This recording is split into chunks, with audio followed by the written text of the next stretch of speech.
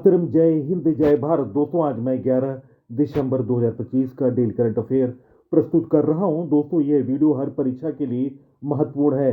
मेरा प्रयास निश्चित तौर से आप लोगों को पसंद आ रहा होगा।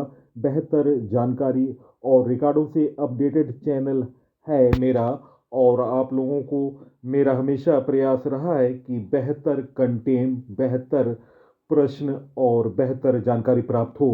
तो दोस्तों, विस्तृत जानकारी के लिए आप मेरे चैनल से जुड़ सकते हैं। आप इस वीडियो को देखने के पश्चात सोशल साइटों और स्टडी ग्रुपों पर शेयर करें। ये रहा फर्स्ट क्वेश्चन।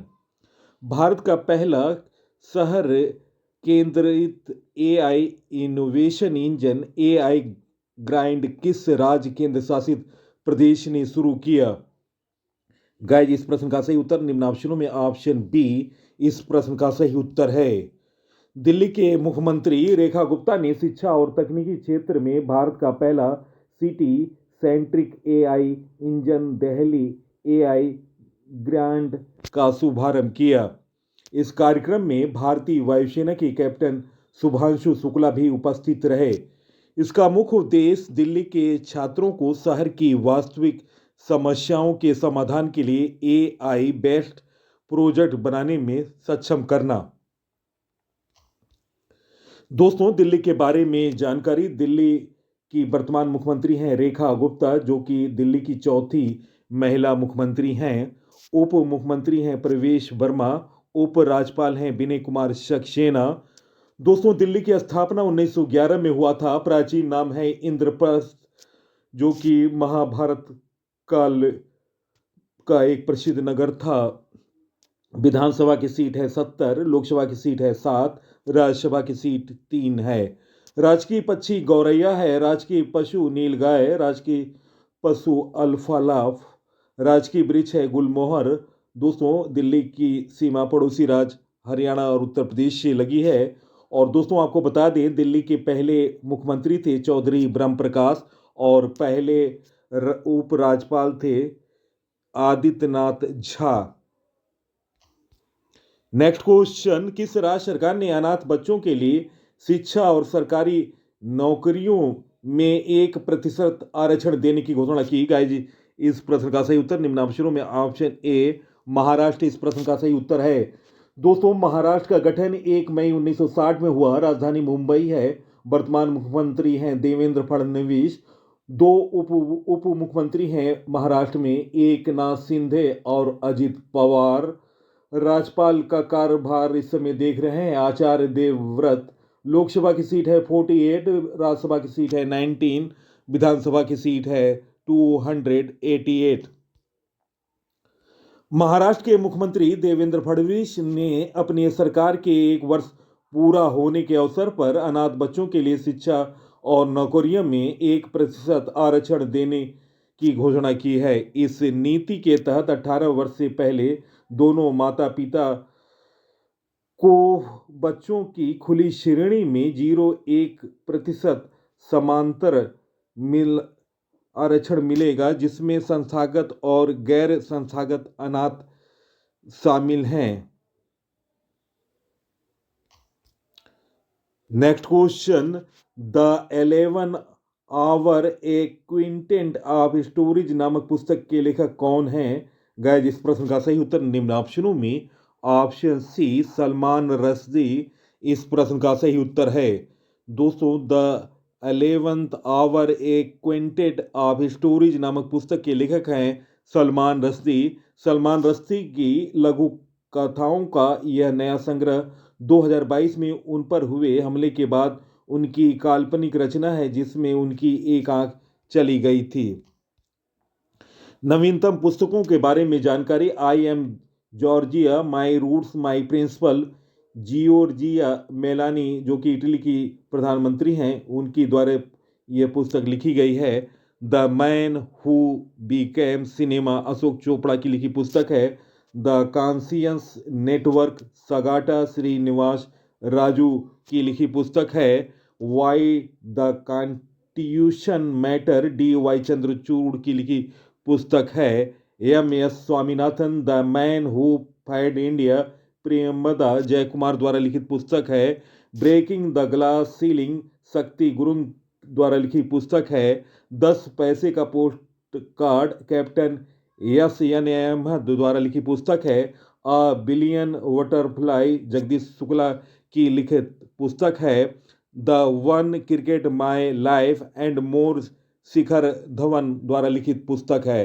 तो दोस्तों ये रहे नवीनतम पुस्तकों के बारे में जानकारी। नेक्स्ट क्वेश्चन, हाल में भारत और नेपाल के बीच संयुक्त अभ्यास सूर्य किरण का 19वां संस्करण कहां संपन्न हुआ? गाइस इस प्रश्न का सही उत्तर ऑप्शन सी पिथौरागढ़ इस प्रश्न का सही उत्तर है। दोस्तों संयुक्त सैन्य अभ्यास सूर्य किरण 2025 का 19वां संस्करण उत्तराखंड के पिथौरागढ़ में 25 नवंबर को शुरू हुआ था और यह अभ्यास 8 दिसंबर 2025 को संपन्न हुआ। 334 कर्मियों वाले भारतीय दल का प्रतिनिधित्व मुक्त आसम रेजिमेंट के सैनिक कर रहे थे। यह एक्सरसाइज काउंटर टेररिज्म ऑपरेशन, जंगल वॉरफेयर और डिजास्टर मैनेजमेंट के फील्ड में इंडियन और नेपाली सेनाओं के बीच समन्वय को बढ़ाने में मदद करेगी। दोस्तों 2025 के प्रमुख सैन्य अभ्यासों के बारे में जानकारी। गरुण सैन्य अभ्यास भारत और फ्रांस का सैन्य अभ्यास है। मित्र शक्ति 2025 सैन्य अभ्यास भारत और श्रीलंका के बीच हुआ। अभ्यास जीमेक्स 25 भारत और जापान के बीच हुआ। समुद्र शक्ति नौसैनिक अभ्यास भारत और इंडोनेशिया के मध्य हुआ। कोंकण 2025 भारत और ब्रिटेन का सैन्य अभ्यास है। ड्रोन कवच अभ्यास भारतीय सेना द्वारा अरुणाचल प्रदेश में किया गया। फ्रीडम एज अभ्यास 2025 अमेरिका, दक्षिण कोरिया और जापान का संयुक्त सैन्य अभ्यास हुआ। जापाद 2025 सैन्य अभ्यास बहुपक्षीय सैन्य अभ्यास जो कि रूस का प्रमुख सैन्य अभ्यास है। अभ्यास INROKN भारत और दक्षिण कोरिया का ये सैन्य अभ्यास है। तो दोस्तों ये रहे 2025 के प्रमुख सैन्य अभ्यासों के बारे में जानकारी। नेक्स्ट क्वेश्चन, वर्ष 2025 में पहली बार फार्मूला 1 विश्व चैंपियन का खिताब किसने जीत लिया? गाइस इस प्रश्न का सही उत्तर है निम्न ऑप्शनों में ऑप्शन ए लैंडो नॉरिस इस प्रश्न का सही उत्तर है।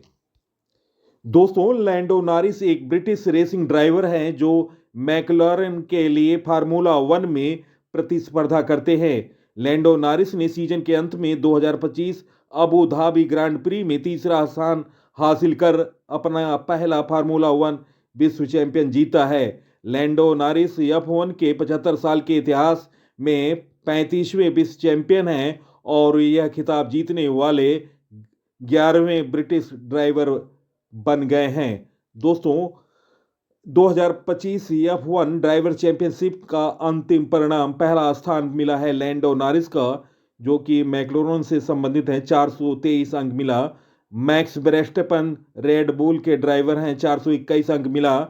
ऑस्कर पियास्त्री मैक्लारेन के टीम के सदस्य हैं, 410 अंक मिला। तो दोस्तों ये रहे 2025 F1 ड्राइवर चैंपियनशिप के अंतिम परिणाम के बारे में जानकारी। नेक्स्ट क्वेश्चन, हाल में कल्याण चट्टोपाध्याय का 82 वर्ष की आयु में निधन हुआ, वे कौन थे? गाइस इस प्रश्न का सही उत्तर ऑप्शन ए अभिनेता इस प्रश्न का सही उत्तर है। प्रख्यात अभिनेता कल्याण चट्टोपाध्याय का 82 वर्ष की आयु में निधन हो गया। पश्चिम बंगाल के मुर्शिदाबाद जिले के बहरामपुर में वर्ष 1942 में जन्मे श्री कल्याण चट्टोपाध्याय AFTII पुणे से स्नातक किया। उन्होंने 1968 में तपन सिन्हा की फिल्म अपंजन से अपनी फिल्मी सफर की शुरुआत की। अभिनेता कल्याण चट्टोपाध्याय ने सत्यजीत रे के प्रतिद्वंदी तपन सिन्हा की सगीना महतो तरुण मजुमदार की धन में, साथ ही सफेद हाथी और हाल में आई हिंदी फिल्म कहानी में भी उन्होंने अभिनय किया।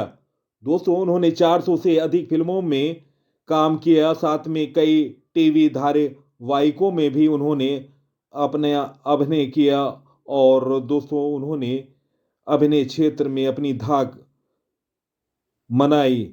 उनके निधन से दोस्तों फिल्म जगत में शोक की लहर है। नेक्स्ट क्वेश्चन, दिसंबर 2025 में भारत अंतर्राष्ट्रीय विज्ञान महोत्सव ISSF का 11वां संस्करण कहां आयोजित हुआ? गाइस, इस प्रश्न का सही उत्तर ऑप्शन ए पंचकुला, हरियाणा इस प्रश्न का सही उत्तर है। दोस्तों, भारत अंतर्राष्ट्रीय विज्ञान महोत्सव का 11वां संस्करण आयोजक ISSF 2025 का आयोजन पृथ्वी विज्ञान मंत्रालय द्वारा और इसका समन्वय IITM पुणे द्वारा किया गया। उद्देश्य है वैज्ञानिक नवाचार को बढ़ावा देना और देश के विकास में विज्ञान और प्रौद्योगिकी की भूमिका को मजबूत करना। वर्ष 2025 की थीम है विज्ञान से समृद्धि, आत्मनिर्भर भारत के लिए, science to prosperity for self reliant India.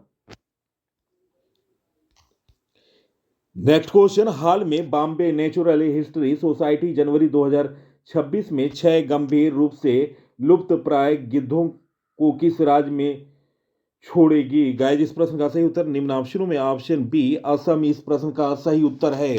दोस्तों, असम राज्य का दर्जा मिला था असम को 26 जनवरी 1950 को। असम की राजधानी दिसपुर है और दोस्तों राज्यपाल हैं लक्ष्मण प्रसाद आचार्य। लोकसभा की सीट 14, राज्यसभा की सीट 7, विधानसभा की सीट 126 और दोस्तों असम के मुख्यमंत्री हैं हेमंत बिस्वा शर्मा। भारतीय जनता पार्टी से राज्यपाल हैं लक्ष्मण प्रसाद आचार्य। दोस्तों, Bombay natural history society BNHS जनवरी 2026 में 6 गंभीर रूप से लुप्त प्राय गिद्धों का असम राज्य में छोड़ेगी। यह पहल भारत की दीर्घकालिक गिद्ध संरक्षण और बंदी प्रजनन कार्यक्रम का एक प्रमुख हिस्सा है। इस कार्यक्रम के तहत कामरूप और विश्वनाथ जिलों में 3 सिलेंडर विल्ड और 3 व्हाइट रम्पड गिद्धों को सॉफ्ट रिलीज किया जाएगा, जिसका अर्थ है कि उन्हें धीरे धीरे जंगल के वातावरण में अनुकूल बनाया जाएगा। BNHS ने भारत में अपने संरक्षण प्रजनन केंद्रों में 800 से अधिक गिद्धों का सफलतापूर्वक प्रजनन किया, जिससे हरियाणा का पिंजौर केंद्र भी शामिल है। Next question, badminton tournament BWF विश्व सुपर 100 गुवाहाटी मास्टर 2025 में एकल खिताब किसने जीता? गाइस, इस प्रश्न का सही उत्तर ऑप्शन ए संस्कार सारस्वत, ऑप्शन ए इस प्रश्न का सही उत्तर है। दोस्तों, राजस्थान के युवा बैडमिंटन खिलाड़ी संस्कार सारस्वत ने BWF सुपर 100 टूर्नामेंट का खिताब जीतकर नया इतिहास रच दिया।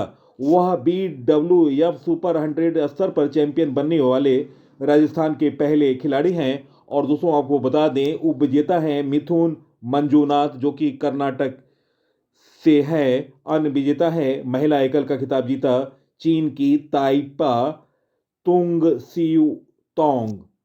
पुरुष एकल का खिताब जीता दोस्तों जिंक और ओरन ताई मलेशिया के। महिला एकल का खिताब जीता इशियाना सियाहिरा मेहिदा और रिंजानी क्वीन नारा नास्तिन इंडोनेशिया की। और दोस्तों ये आयोजन स्थल हुआ था जहां मैच खेले गए गुवाहाटी असम। नेक्स्ट क्वेश्चन, विश्व मानव अधिकार दिवस कब मनाया गया? गाइस, इस प्रश्न का सही उत्तर ऑप्शन ए 10 दिसंबर इस प्रश्न का सही उत्तर है। विश्व मानव अधिकार दिवस हर साल 10 दिसंबर को मनाया जाता है। यह उस दिन की याद में मनाया जाता है जब 1948 में संयुक्त राष्ट्र महासभा ने मानव अधिकारों की सार्वभौमिक घोषणा को अपनाया था। 2025 की थीम है मानव अधिकार हमारे दैनिक आवश्यकताएं। दोस्तों, दिसंबर माह के महत्वपूर्ण दिवस 1 दिसंबर को विश्व एड्स दिवस के साथ BSF का स्थापना दिवस और दोस्तों नागालैंड दिवस भी मनाया गया। 2 दिसंबर को अंतर्राष्ट्रीय दास्ता उन्मूलन दिवस के साथ राष्ट्रीय प्रदूषण निवारण दिवस के साथ दोस्तों 2 दिसंबर को विश्व कंप्यूटर साक्षरता दिवस मनाया गया। 3 दिसंबर को अंतर्राष्ट्रीय विकलांग दिवस मनाया गया।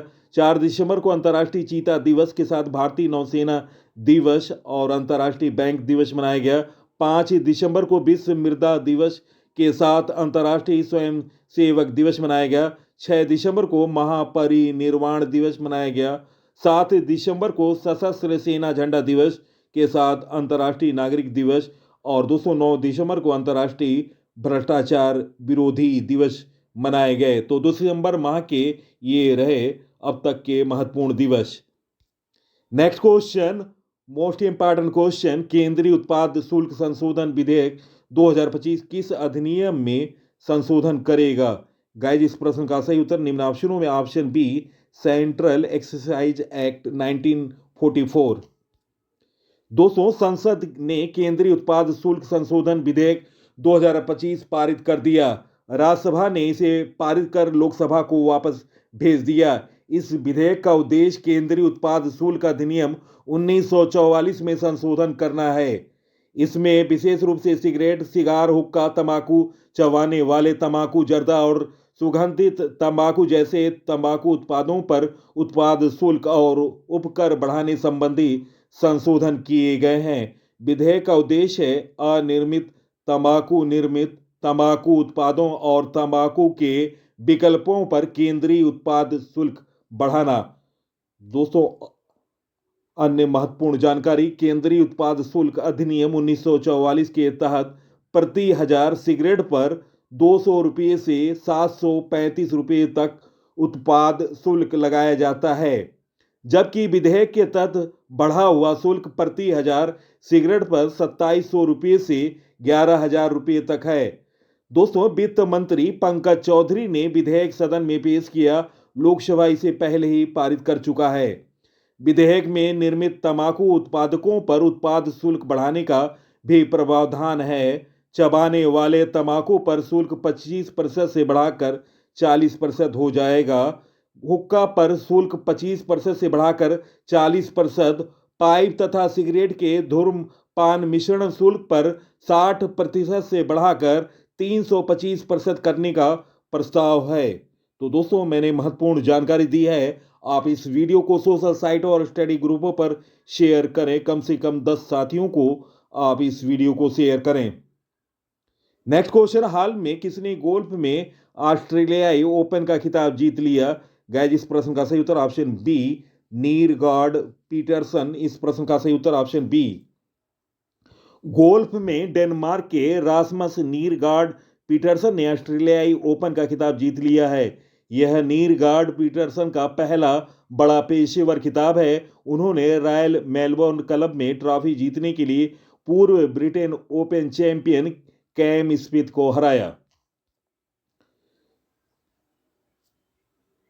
नेक्स्ट क्वेश्चन, किस संस्था ने एमएसएमई के लिए स्वदेशी डिजिटल प्लेटफॉर्म INDAPP लॉन्च किया? गाइस इस प्रश्न का सही उत्तर ऑप्शन ए। इस प्रश्न का सही उत्तर है ऑप्शन ए, NRDC।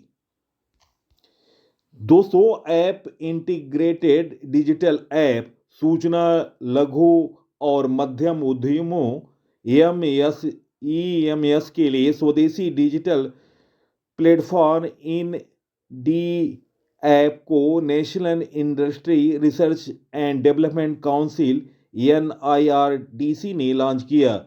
NIRDC सूक्ष्म लघु और मध्यम उद्यम मंत्रालय, मिनिस्ट्री ऑफ MSME, भारत सरकार के तत्वाधान में कार्यरत एक स्वायत्त संस्था है। उद्देश्य है इसका लक्ष्य MSME को राष्ट्रीय और वैश्विक अवसरों से सीधे जोड़कर उन्हें अधिक प्रतिस्पर्धा बनाना और आत्मनिर्भर भारत के सपने को साकार में मदद करना।